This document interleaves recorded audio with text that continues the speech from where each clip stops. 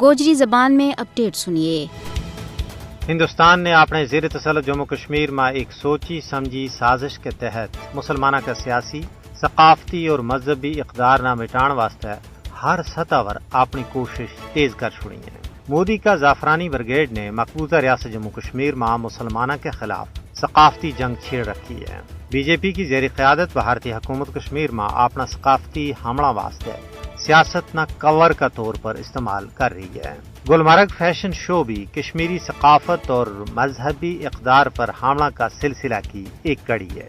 یہی وجہ ہے کہ سیاحت کا ناور کشمیر میں فحاشی اوریانی بے راہ روی پر کشمیر کا کئی سیاسی اور مذہبی رہنماؤں نے سخت خفگی کو اظہار کرتا ہوا اس کی سخت سخنامہ مذمت کی ہے۔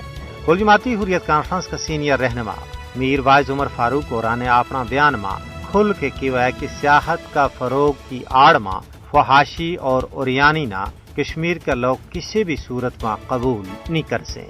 پارلیمنٹ ممبر آغا روح اللہ مہدی نے گلمرگ فیشن شو نہ کشمیری مسلمانہ کا جذبات و احساسات کی بے توقیری نال تعبیر کی ہوا ہے۔